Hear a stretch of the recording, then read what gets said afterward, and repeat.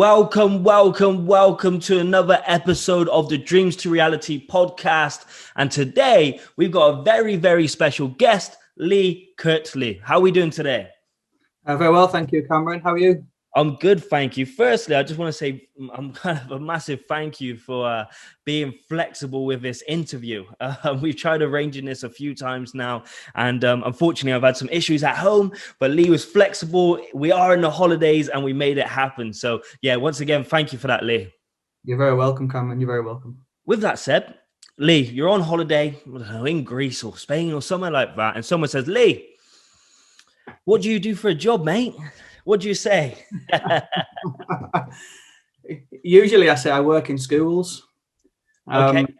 Because when you say you're a teacher, and I still feel like I'm a teacher first and foremost, even though I'm a head teacher and an associate executive head teacher, I still feel that really I'm a teacher. And as soon as you say you're a teacher, you then get 20 minutes of, I couldn't do that, and I wouldn't be able to keep my hands off them, and actually for me it's the best job in the world.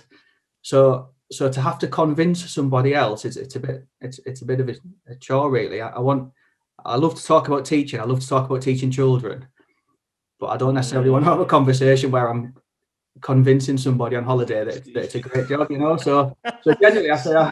So have you always been into teaching? Have you always done teaching? No, not at all. I kind of fell into it, really. I was listening to one of your other podcasts. I think it was Andy Buck, and he said something similar, really. So I went to university. I was really good at maths as a child. Went to university, did a maths degree. Finished university, didn't really know what I was going to do. Probably thought I'd work in finance or something like that, Okay, got you.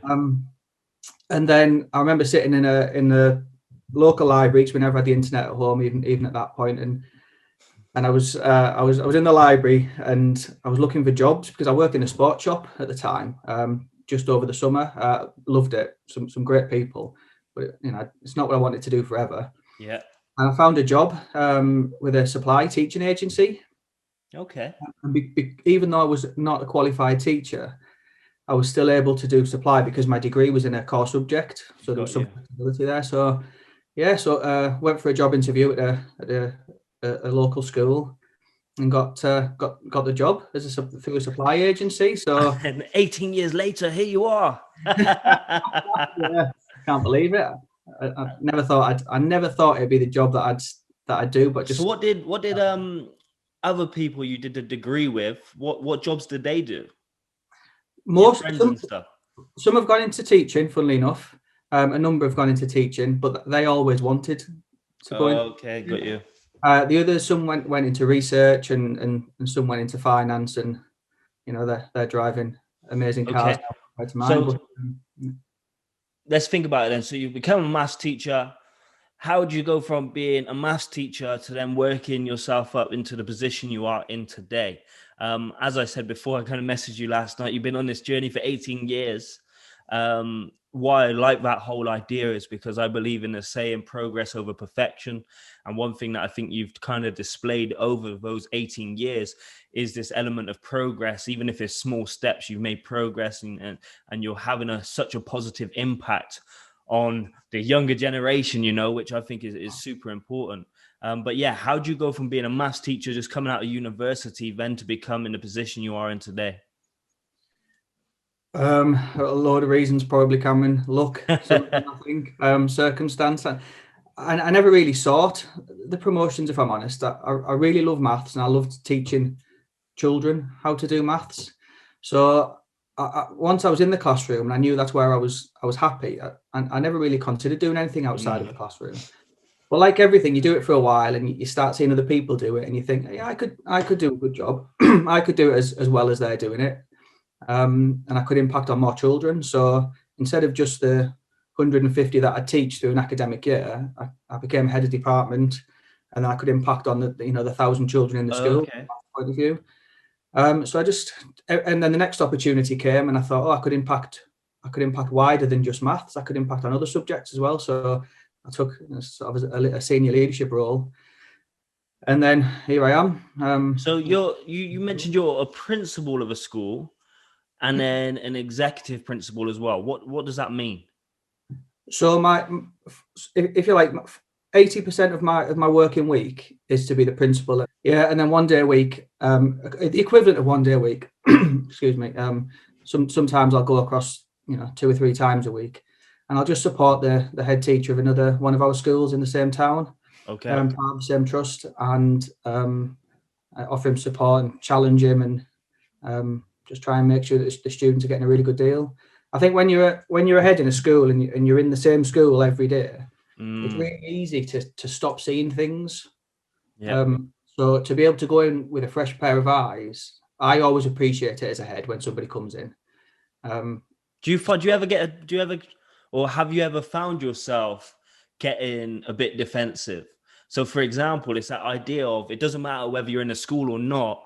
When you've got a coach or you've got somebody there supporting you and maybe providing different ideas and a different insight, even if it might be against, you've not even thought about it. Sometimes it can be hard, right? And I think you have to get yourself into a space and have a lot of self-awareness where you can take on that feedback or whatever it may be. Have you found it difficult? Not necessarily somebody coming into your school, but in general, this whole idea of you being coachable, or has it all been natural to you?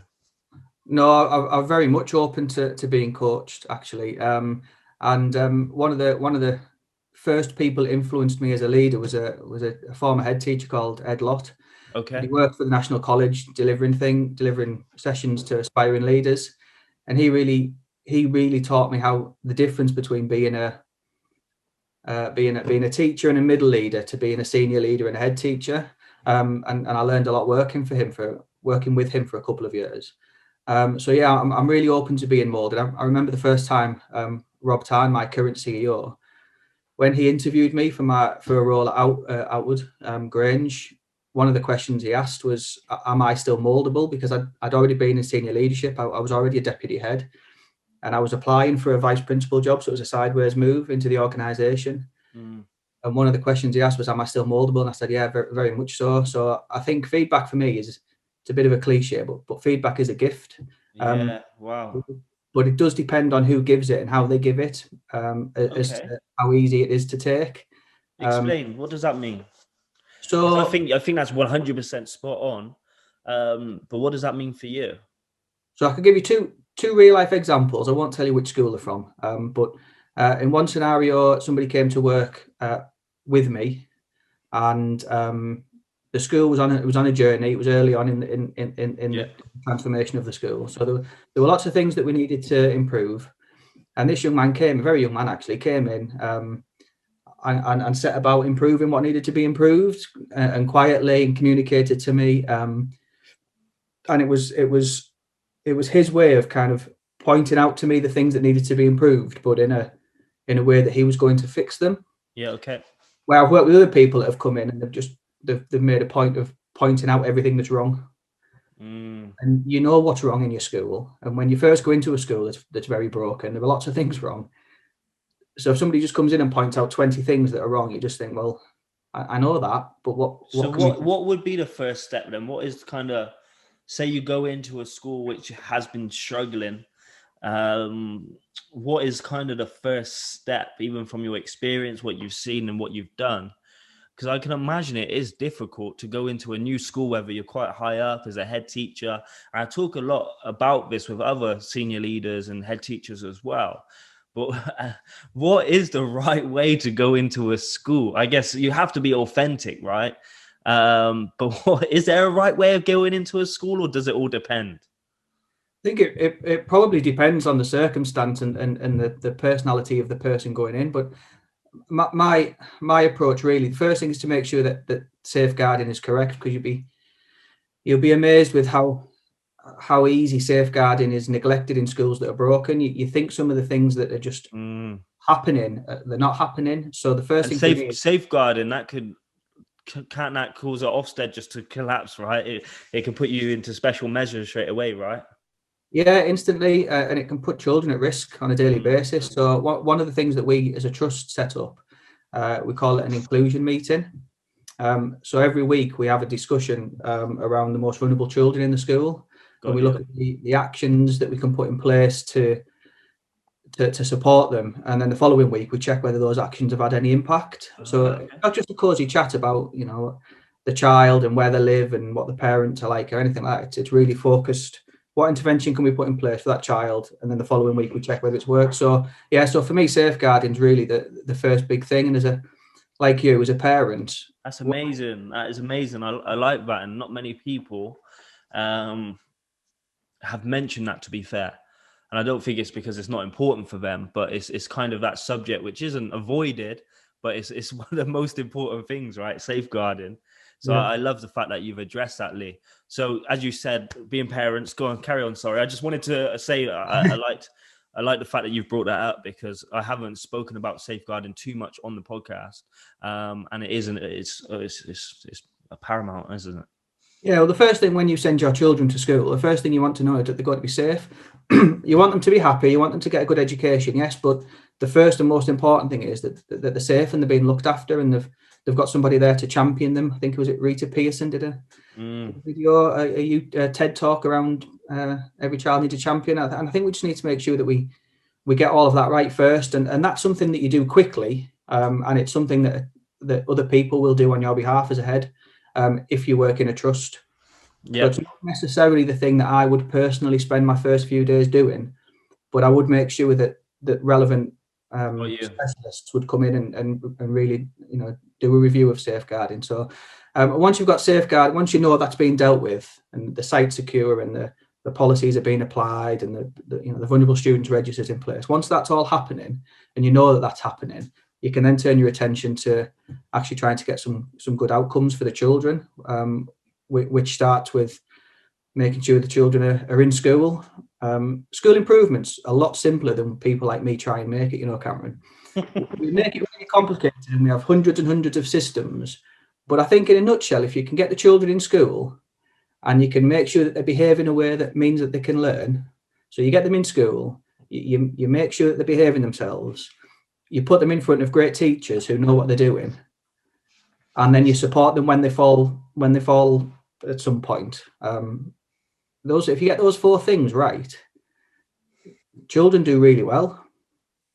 But they don't do well if they're not in school, and they don't do well if they're running around the corridors, and they don't do well if they're not in front of a teacher that knows what they're doing. You get those four things right, and it makes a huge difference in school. So that's where I would focus my energy in the first few weeks. So I'm just checking out your page now. Do you have, because I love the conversation around values and stuff like that, do you have separate values in your school to what your trust have, or is it the same throughout all schools? And how important are those values? Because as I've previously mentioned on different podcasts, for me, values are a lot more than just something stuck on a wall. And I think there does need to be somewhat of a process and something behind the values to make them a reality ultimately. I know we've spoken before about the interview I'd done with Martin Oliver and how he's always referring back to the values on the wall constantly, right? By the end of it, I was like, Martin, give the values a rest. Come on.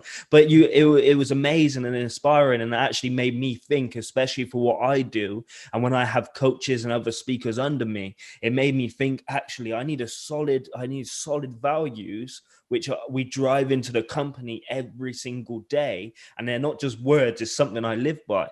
And it's about doing what you said you was going to do. So what's your take on values? And do you have the same values as the trust? How does that work?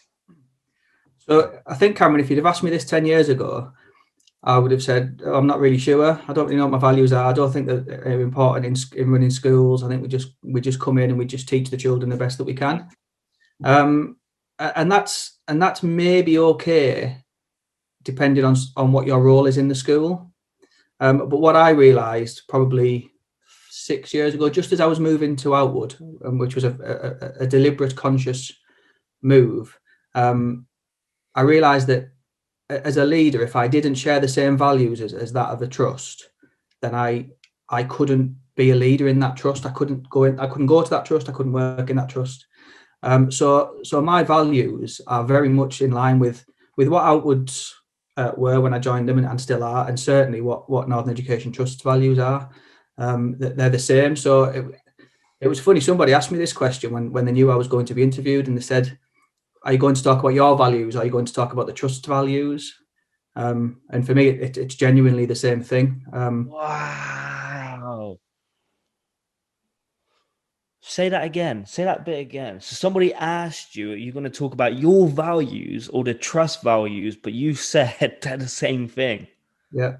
Wow. And they have to be for me. And that's what I realized early on in senior leadership.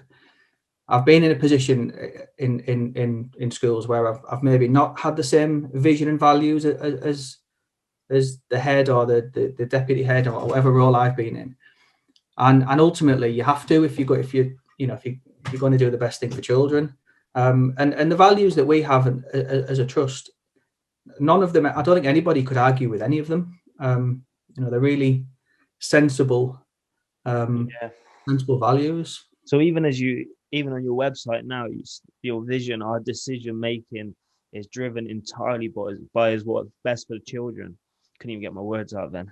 And it's amazing that you've got that focus, obviously I'm not going to mention schools, but as you know, I go into so many different schools, and you sometimes have to question things. Obviously I'm not in a position to question things when I'm there, but you can somewhat go into a school and see if it's struggling or whether it's an outstanding school, sometimes just by walking into reception, how staff greet you, and a wide range of different things. So the fact that you are always putting children first, I mean, you cannot go wrong with that, surely. Exactly. And it's important to have a vision because it gives you direction. It helps you make decisions at difficult times. But it's only useful rather if that vision is something that is easily remembered, and and something that you can't argue with. And who can argue with putting children first? Our decision making genuinely is driven by what is best for children. Absolutely, genuinely. And when we've had decisions to make it now, whether it's me as a head or as an associate exec head or as part of the exec team in the trust, for something wider across the trust, genuinely, sometimes we go back to that line. Is this the best thing for children? And if it is, it's the right decision. If it isn't, it's the wrong decision. One of the things we do to help improve outcomes quickly in schools, sometimes when we go into a school, there's a bit of a deficit in high quality teaching, not because the teachers aren't necessarily good. They just maybe haven't had the support that they need, or there's maybe we've got some supply teachers because they've been unable to recruit. So we have something called directors of subjects who are basically really, really good teachers, and we send them into schools to help with the teaching and help upskill the staff. That's amazing. And They're sometimes really they do say like the best way you can help with behavior, anything, is by having a teacher who knows what they're talking about. And sometimes when you see somebody who knows what they're talking about, I remember a subject in university, I can't remember what it was now, but it was pretty boring, right? A module, I'm not going to lie, it was something in my business course and it was boring. But the lecturer was so passionate about it. I mean, he was walking up, he was walking down. He was just so passionate, and he knew his topic, which made me want to know more about the topic.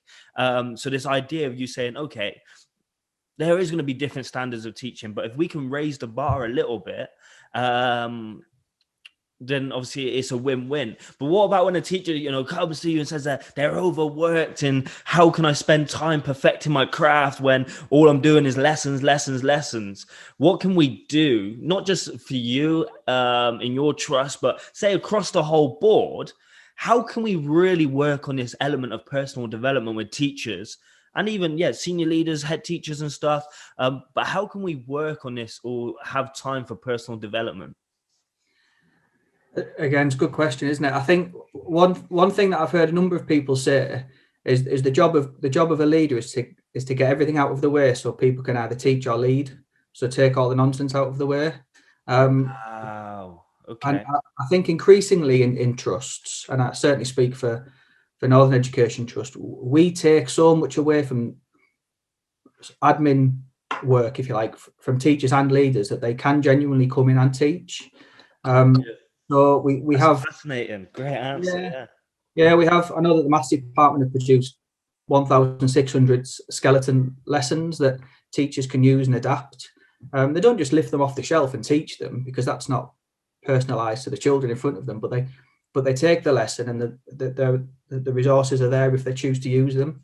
So in terms of planning time for teachers, that's hugely reduced, and a lot of that's done collaboratively, which does save time and improves the standard at the same time. Two heads better than one, and that. Yeah, I mean, it's hard just getting it right, isn't it? There isn't no right answer sometimes, but it's just about, once again, progress over perfection. Even if we can make a small change, it could make a big difference over time. And yeah, and obviously when you're in lockdown and COVID and everything going on, it's definitely going to be tricky. I don't want to feel like I'm interviewing you for your job, right? But what is the Northern model for school improvement? What does that mean? So we have a number of things that we do when we go into any school that will instantly start to improve the culture in the school, the climate in the school, and ultimately the outcomes for the children. And it spells Northern, which is a really nice way of trying to remember them. So the first one is no excuses. Yeah, what does that mean? Exceptions and no excuses. What's that? What does exceptions mean? So no exception. It's around compliance, really. There are some things that we just do. And there's a big debate we could talk for hours, I'm sure, about it's fascinating, yeah, how aligned things are, and some trusts are not aligned. And if you read to David Carter's new book, it very much talks about the benefits of being aligned and aligning systems.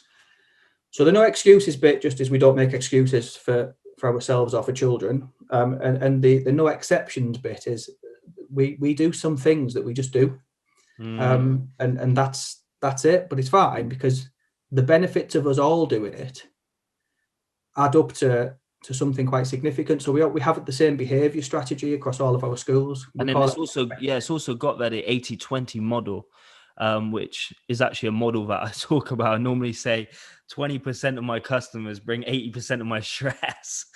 But what does the 80-20 model mean for you guys? So initially, we've tried to move away a little bit from referring to it as the 80-20. Initially, it was Rob Tarn came in as CEO. The trust was a collection of schools. Very few.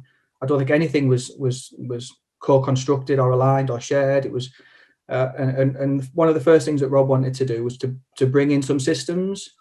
So initially, and I'm only going back, I think, 4 years, but initially there was 80% of what the heads and what the schools did was the same. We've moved away from that now. And it's now changing constantly. So new ideas are coming through, and what was in the notional 80 a few years ago, we're doing differently now. It's evolving, the attendance procedures, the behaviour policy, how we teach lessons. It's all our reading strategy. It's all changing. So 80-20 is a way of thinking, how much do we all do the same and how much is a bit different, and the 20 was the notional bit that was a bit different in each school. So the heads and teachers and leaders still have freedoms to be. I've heard a bit of that before, yeah, definitely. Yeah. Okay, amazing. So we got outstanding leadership, outcomes focus, vision and values with integrity, relentless focus on standards. What is standards? Like, why are standards important? I love the saying, how you do one thing is how you do everything, right? Why is standards so important across the board, and also personally as well? Not necessarily for a school, but for as people who are on this journey to progress and, do well for themselves or live the life they want to live. Why do you have to have standards? I'll tell you a story that Sir Michael Wilkins told me, who was the first CEO of Outward. Inspirational guy. And if you go on YouTube and search for him, he did a video. I can't remember what it was called now, but he did a video. It was about a 10-minute video, Confident Uncertainty, I think, or something. And it was you watch that and you can't help but be inspired by what he says. And I was lucky enough to work with him for a very short amount of time, and he told me a story about a bottle under a bush. And I think this answers the question about standards for me. So he told me that he went into a school once and he saw that there was a plastic bottle in the hedge at the side in the school grounds, and he never did anything about it. And we're all obsessed with picking litter up. Obsessed, we have, even when we go to the local shop, we're picking up crisp packets and things. You can't help it. And he said he purposefully left this bottle under the bush. And then when he went back a couple of days later, it was still there. And what he said was that he was really concerned because if the leaders in that school are not fixing the things that he can see are clearly wrong, then there's a massive chance that they're not fixing the things that he hasn't even checked. So it's like a symbol. It's like a temperature check of the focus. How you do one thing is how you do everything. Absolutely, yeah. So, and I use that story all the time. When you first pull up, you said at the beginning, you can tell whether a school is good or not from reception. I think you can tell whether a school is good or not from when you pull into the car park. If you pull up and you're surrounded by litter, like what does that say about the culture of the school, of the expectations on the children? What does that say about the leadership? Standards, mate, standards. It might just say that there's been a really strong wind and it's all blown from the estate into the school on that morning, but you can tell, can't you, whether things have been there for a while. So yeah, so I like that. I like what you've said. How you do one thing is how you do another. Absolutely agree. Which is why we're obsessed about picking. Yeah, for me, it was just, even when I go into a school, be all great, a bit of an ego boost and do what I do best. But then I remember when I wasn't really looking after myself, and I'd come home and be kind of a bit attitudey with my wife, bit kind of tired and angry and stressed. And then I'm thinking I'm being great out in public, but then behind closed doors, I'm being average. And for me, there was a massive disconnect. If anything, I need to flip that around. But once again, how I do one thing is how I do everything. So I had to really kind of work on that and figure out where the stress was coming from, and try and figure out how I can put the systems in place to ensure that when I come home, I'm with the kids, I'm present, I'm ready to do and be a dad and help out the best way I can. Because there's no point just going and being great in a day, but then coming home and I don't know. How you do one thing is how you do everything, Lee. How do you manage that, Cameron? Because I've got to say that's one of the things I struggle with sometimes. It's really difficult. I can't remember which book it is. I think it's High Performance Habits, actually, that one there, Brendan Burchard, who just basically it's about asking yourself before each kind of situation, what are my intentions for this? And being very intentions kind of focused. So, for example, it could be a doorway trigger. So whenever you have a doorway, that's a trigger to question yourself. What are my intentions when I go into the room? Am I trying to be the light, or am I trying to be the shadow? And sometimes if you're having such a bad day, right? If you're having such a bad day, then you'll go into the room and your kids will feel it. Your wife will feel it. And you'll be in the shadow in that room because your presence is felt. So before you go into that room, you see the doorway trigger, you ask yourself, what are my intentions?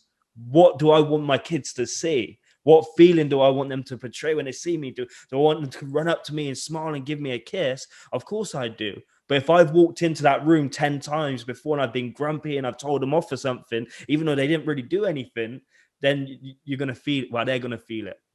Yeah. So I think it's all about intentions and having that doorway trigger and trying to figure out and be honest with yourself with self-awareness. Are you being the shadow or are you being the light? I think it's interesting and topical with people working from home. I've got colleagues who literally live 5 minutes away from the school. And when you finish a meeting at whatever time at night and it's raining and it's dark and you want to get home, I always think, I wish I lived this close to school. My commute is about 35 minutes, so it's not ridiculous at all. It's quite a nice commute. But that 35 minutes allows me to process my day, listen to some music or a podcast. Dreams to Reality is a good one, I've heard. Can you say it more than Martin Oliver? I don't even know how many times you said it, but I don't think so. I'll try. You'd think I paid him to say it that many times. He is right. It is on your jumper. So I can... That's so true, right? Even if you had to pause for a split, kind of a minute, for example, just to say, what are my intentions when I'm going in? What are my intentions? Then you quickly forget about everything what's happened before. What are my intentions, at least just for this 20 minutes? Yeah. So you got 20 minutes from now until you bath your kids. Yeah. What do I want to do in that 20 minutes? How do I want to be perceived? What do I want? And outcomes again, mate. Yeah. I don't know if you've got it on your array of books behind you there, but there's a book that I read, and it was the guy that coached me, Ed, who pointed it to me. It's a lady called Sue Scott, and the book's called Fierce Conversations, which is a bit misleading, actually. These books are not even real, mate. This is green screen.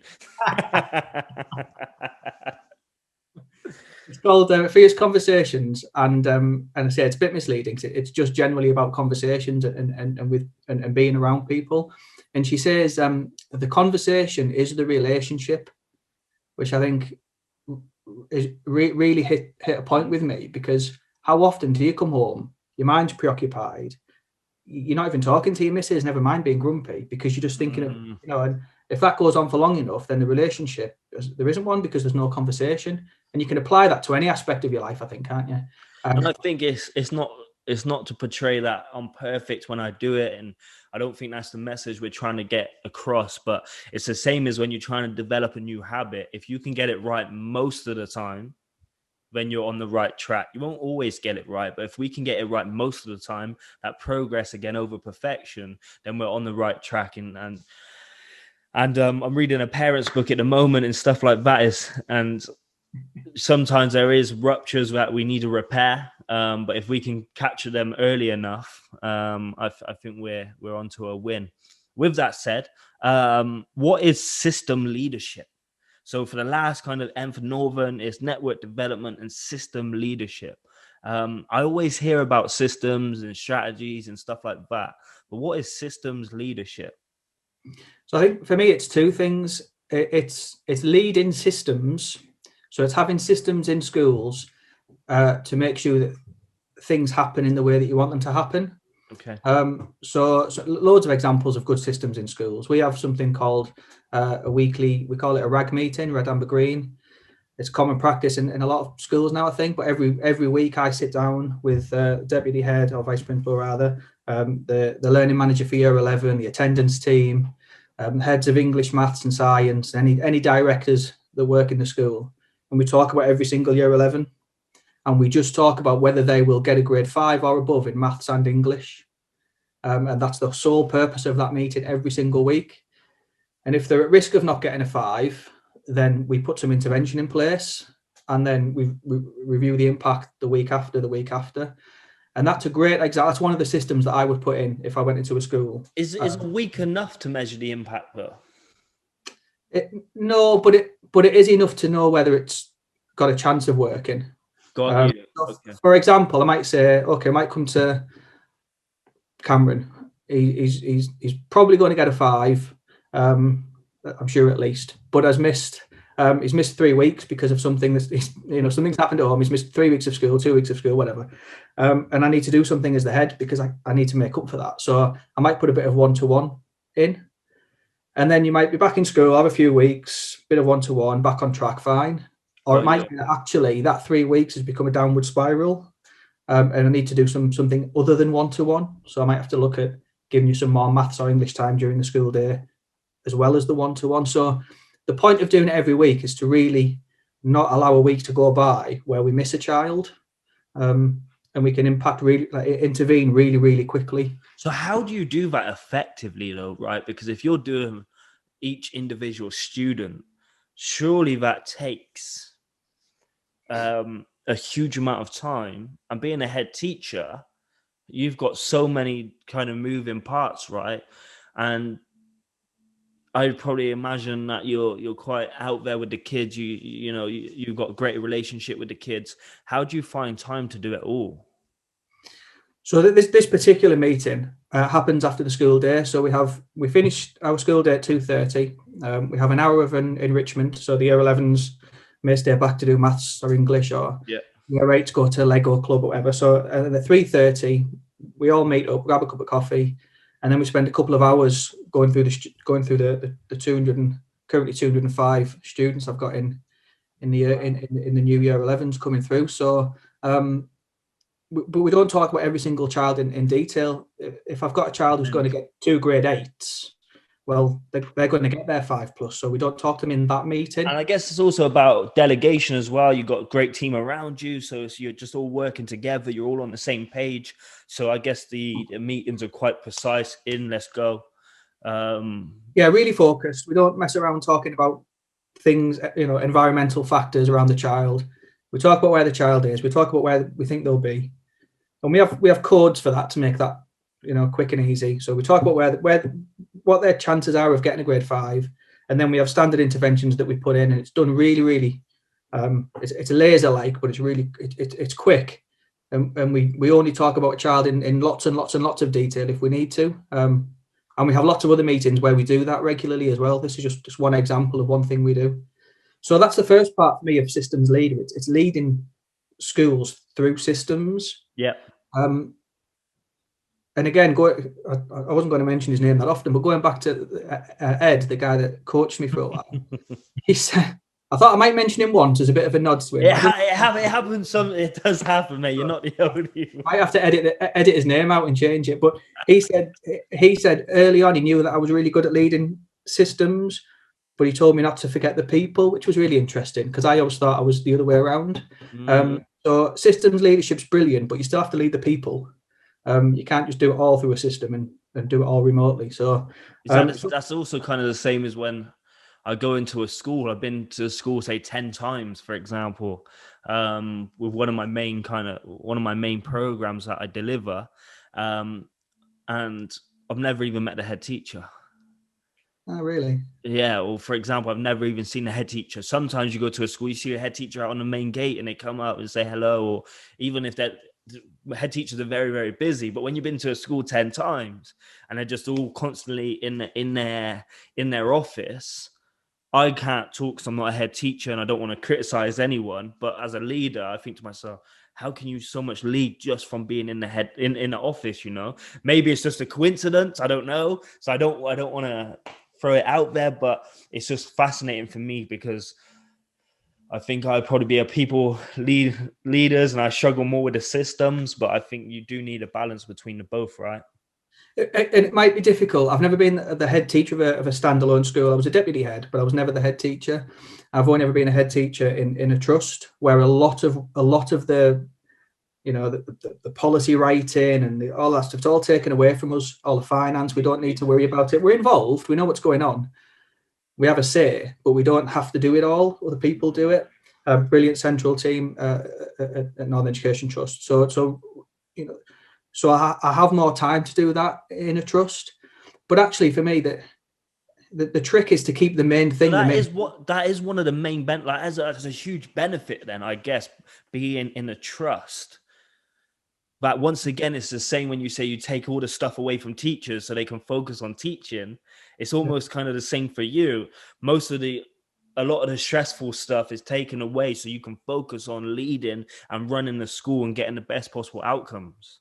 Yeah, and it's just keeping the main thing, because it's very easy, I should imagine, in a standalone school, particularly at around this pandemic, you could sit there reading guidance all day, every day that's coming. We have the luxury of other people doing that with us and for us. So our main thing is to walk around the school and make sure that the children are learning, make sure that the staff are getting the support they need. The gate duty thing's a funny one, isn't it? I've worked in schools where people don't do that. It's the best part of the day for me. I love it. I stand there. Sometimes it's a bit nippy, but I stand there. And I get to say good morning to every single child that I'm accountable for in that school. But does that not give you a driving force? And then remember, children first, right? You're so then connected and understand why you're doing it because you're seeing them every single day. Yeah. Children first. Where if you don't, not saying you have to stand on the gate, we're not saying that, but it's just a way for you to connect and realign your values of why you're doing what you're doing and what your intentions are and what impact you're looking for. Yeah, and what I think is great about Northern Education Trust and Outward, and I'm sure lots of other trusts, when Rob Tarn comes to either school in Hartlepool and any of the other schools, I'm sure he'll come out on gate duty with us. My direct boss, Andrew Jordan, does the same. So Michael did it. Martin does it. The other great leaders in the trusts do it. So I think when you see the CEO stood there having a conversation with a child, and you're the vice principal, and you're watching that, you think, yeah, that's what I love about working here. That genuinely children are at the centre. That doesn't mean that every decision we make, parents are going to agree that their individual child is at the centre of that decision. It's children broadly, isn't it? But yeah. So your school's based in Hartlepool, yeah? Yeah, that's correct. Yeah. So you're right on the coast, is that correct? Or Yeah. no? Yeah. Just looking at Google Maps for the record, Yeah. everyone. And I'd never worked in Hartlepool until I started the job at Manor. And funnily enough, when I went for an interview for a headship in Northern Education Trust, I didn't even know what school I was going to be working in. So I bought into the vision and the values. But is it Northern though? That's the question, because when I do a school in Newcastle, obviously I'm based in Bristol, and they're like, yeah, Leeds down south. And for me, Leeds is 3 hours up north. And I think to myself, okay, I'm here now, but God, wow, what world are we living in where Leeds is down south? But yes, and to be fair, that kind of the northeast and stuff, I'm really passionate about the northeast. I do so much work up your way, and probably the most work, to be fair, up in your way. And this, the kids are great across the board, Yeah. and Can I tell you there one are thing? different challenges up there than there is, say, down in Bristol or when I go to London, and people forget that, and it can be a lot more difficult, especially for these kids to go on and progress. And I don't think a lot of people like to talk about it, but there are some obvious challenges. Some of the schools, for example, I said, around the Newcastle area, and the kids have never even been into Newcastle, and they live just 5 miles away, for example. And it's just trying to get these students to open their minds to understand what actually is possible, what you can go and do. Not to say you have to move out your area, but it's just trying to figure out what is possible. With Cam, that, one of the things that people say all the time, we're at the point now, a few years in at Manor, where we've had more applications than we've got places. So it's highly probable that we'll be full for the first time in a long time. And then people say, it's usually taxi drivers say, not that we go anywhere at the minute, but they normally say, "Oh, that's good. Then it means you can get rid of all the ones you don't want." And it's quite a common thought. And for me, and it's one of our values. But for me, it's a local school. It should be for the local children. And the beautiful thing about working in Hartlepool is the spread that we have. So we have. I'll tell you about a bus stop in a second if I think on. But we have every possible type of child, background of child that you could imagine. It's a full community school. So we have really vulnerable children that require a lot of our support, and they get it in buckets up to and there's a lovely girl left a couple of years ago called Brooke, who without going into lots of detail, had lots of reasons why she could have had excuses for herself. She's just got a place at university to do sports science. So chuffed for her, like tingles, because you're just so pleased for her. And then at the other end, we've got a young man called Kenny, who last year got a place at Eton on a 2-year Orwell scholarship. Eton, I never thought I'd ever work with a child that would get a place in Eton. And this is all in the same school. on a scholarship On a 2-year scholarship for to do his A levels. So we've got everything in between, and it just makes it such an amazing place to work. Genuinely amazing. It's great that you bring that up, mate. And there's a few schools I've worked in, or they've had new trusts come and kind of enforce a really strict behavior policy, and they try and get out basically the kids who need that bucket load of support, which you have just said, because they come from some really, really difficult environments, especially outside of the school gates. And what they tend to do is just chop them out of the school system, and and these kids can't last at the moment in those kind of policies and those rules, because they're new, they've just been enforced. And it's kind of like hitting a brick wall, isn't it? Where actually what they probably need is not a hug, but they need that love and they need that care.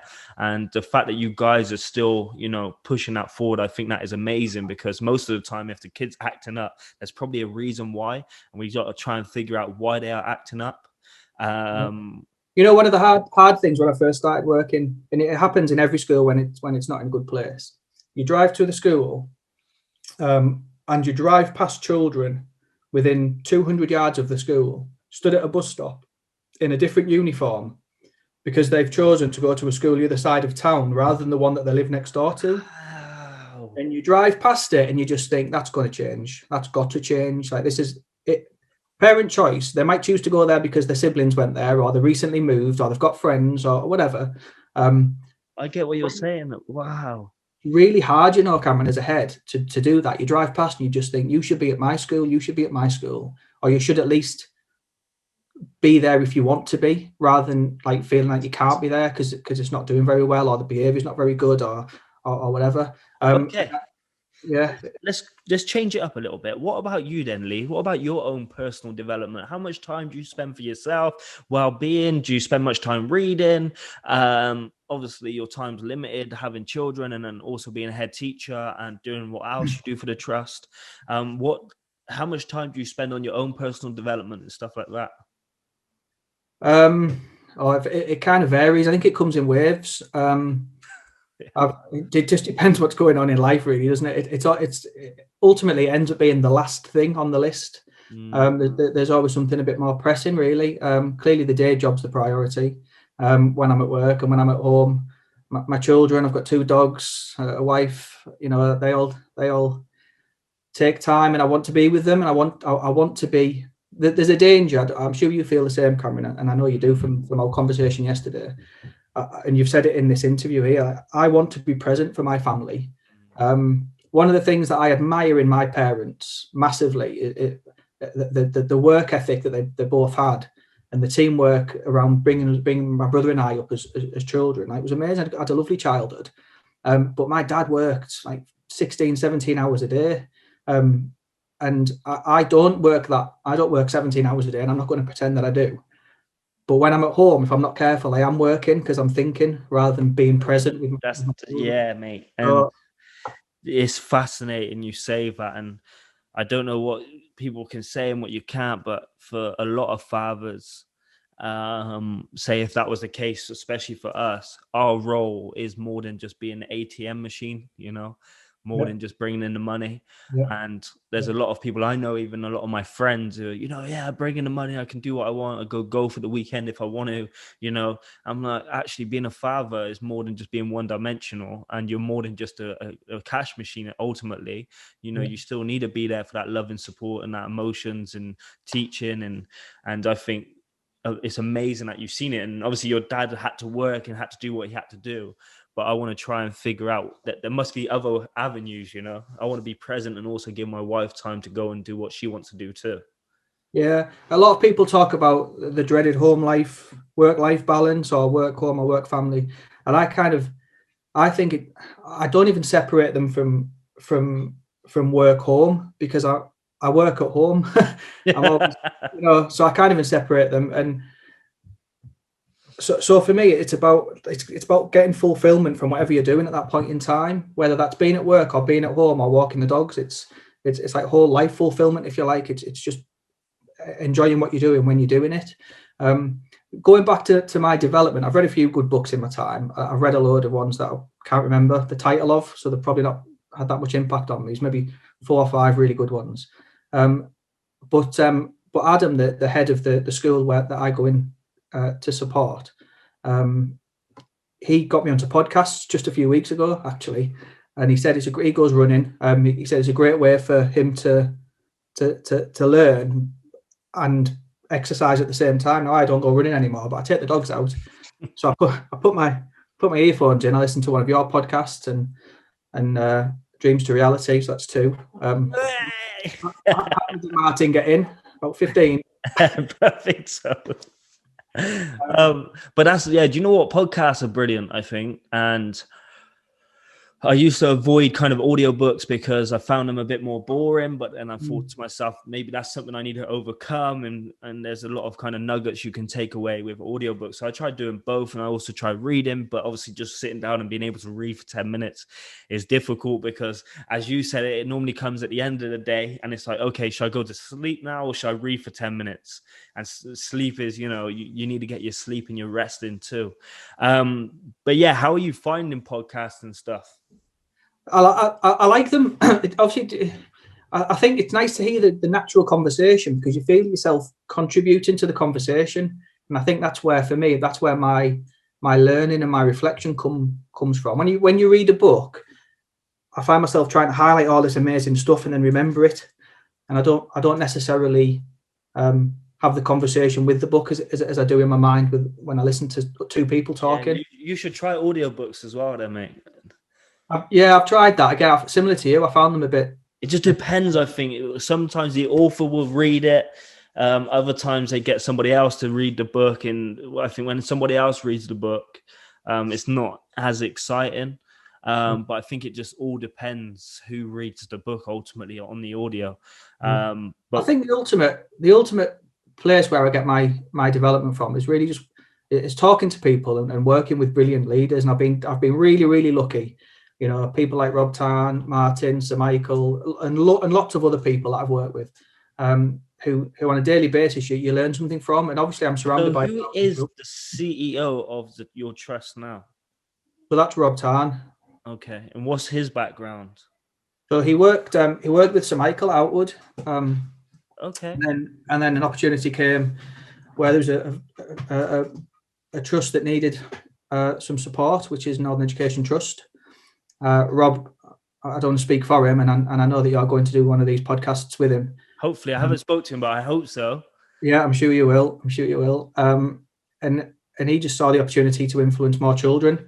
There's a lot of schools that weren't doing very well in the trust when he joined, and put some good systems in place and developed some good people, and those children now get a much better deal. So his background is very much around school improvement, and I think he's had 6 headships and turned around dozens of schools as part of Outwood. So but that's the thing with you, like, that's just why I love this podcast, just because hearing you guys talk and the passion you have for the young people is just literally just amazing. And it was the same as like Martin Oliver. And he said, we don't want to run the risk of taking over too many schools in one area because we believe that the children need choices. We don't want them, their only choice to be Outward. And I think that's just children first again. And the fact that your CEO has gone over and, checking out the work you guys are doing is unbelievable, really.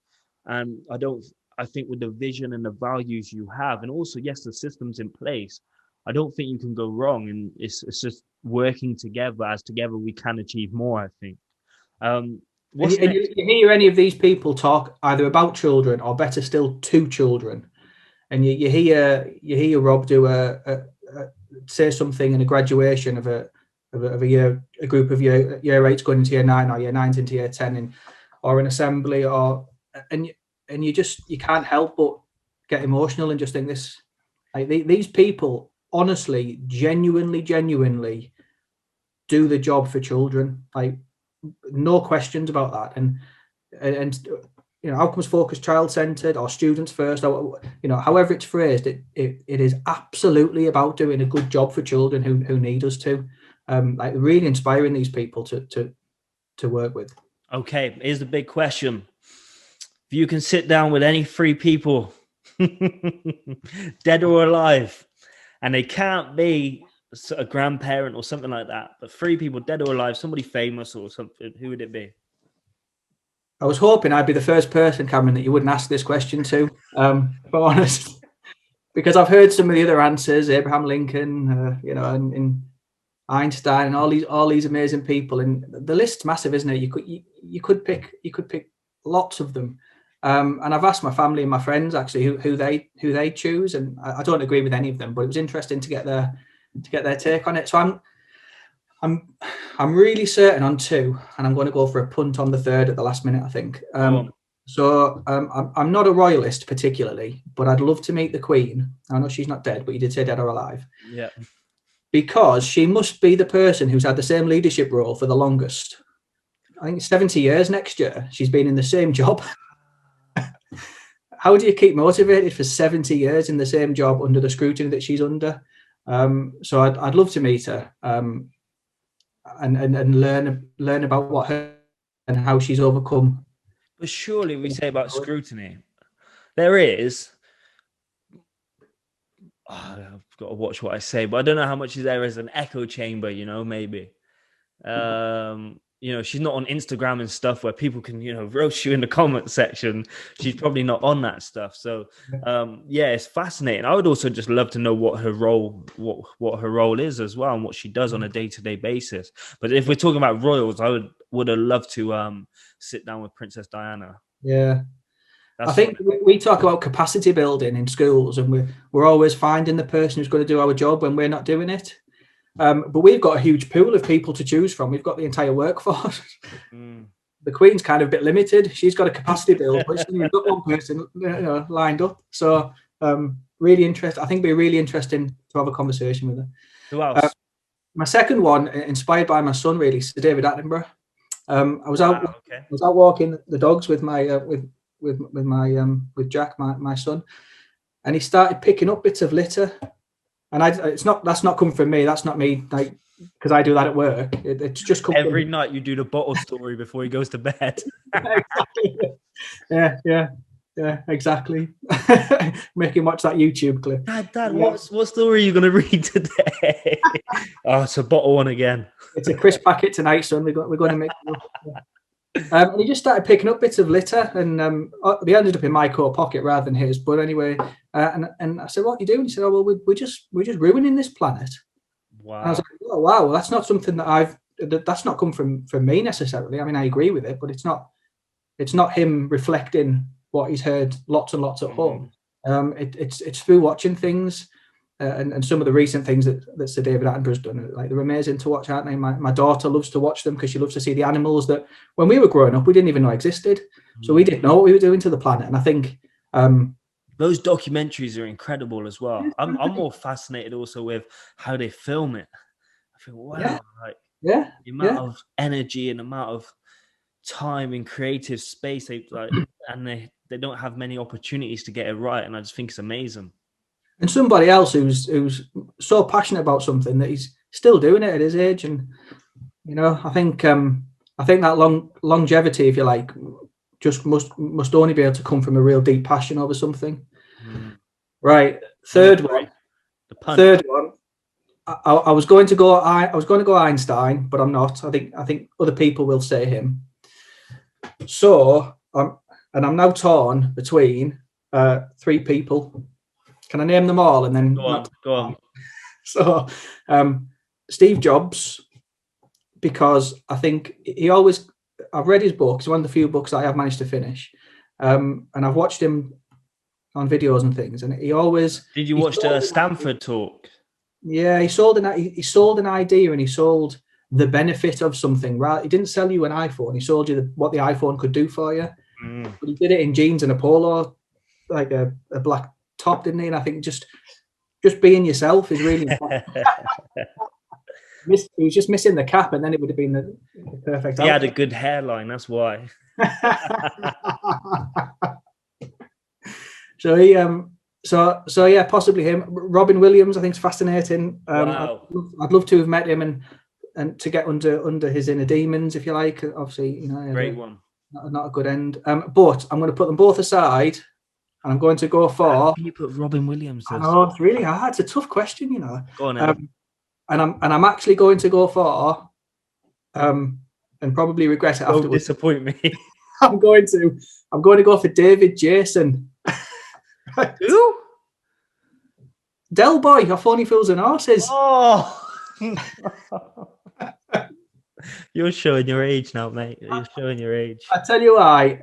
My son watches Only Fools and Horses on Netflix, I think, or whatever, on his iPad, and just loves it, and reminds me of how much I loved it when I watched it as a kid. And again, someone who's been around a long time, who's reinvented himself, who's always kept himself current. I just think he'd be like my guilty pleasure, if you like. I just want to sit and be entertained by him for ages. Yeah. So okay, Lee, I want to say thank you for your time. What I think we should do this quite more often as well. Maybe we can get a few other people jump in from your trust as well, and just have conversations all around what we've had today, because I think there's so many kind of golden nuggets we can use and start to implement. And as we said, even if we make our life just 1% better, I think we can have a big impact on a lot of people around us. Quickly, actually, what's your favorite quote of all time? Do you have a favorite quote? Oh, I should have told you that before. right. So I do, but I think I've changed it over time. So I'm not even sure it's Change this into Dreams to Reality podcast. Find us on Apple Podcasts and Spotify. How you do one thing is how you do everything. It's one that I used years ago, and I don't even think that it's necessarily the word for word the right quote anymore. I've just developed it over time. So it's my quote now. The steeper the mountain, the harder the climb, the better the view from the top. I think the bottom bit, the view from the tops, maybe should be the finishing line, I think. But the steeper the mountain, the harder the climb, the better the view. I think is really important when you do a job that's tough at times, especially when you first go into a new job and you can see that it's tough. It just makes it even better when you look back 3 years later, 5 years later, and think, "Oh, what an amazing job we've all done for these children." So for me, that quote I've had it for about 10 years in my mind, and I think it's probably the one that I refer to the most. But yeah, I love a good quote. I've got a few. Amazing. Okay, brilliant. Thank you so much, Lee. What I'll do is put kind of the link to the trust and your website, and also your pages as well, if you guys want to connect with Lee. With that said, guys, another brilliant episode on the Dreams to Reality podcast. For me, it's just all about kind of figuring out and getting different guests on to open up our minds, and not trying to say we've got the right answers, but putting all answers and ideas into a hat and trying to figure this out. And especially in lockdown, it can be tough. But as I said in this podcast, together we can achieve more. With that said, in life, there is two tables, one table full of excuses, the other table full of results. You can sit on one table, but you cannot sit on both. I'll see you next time. Bye-bye.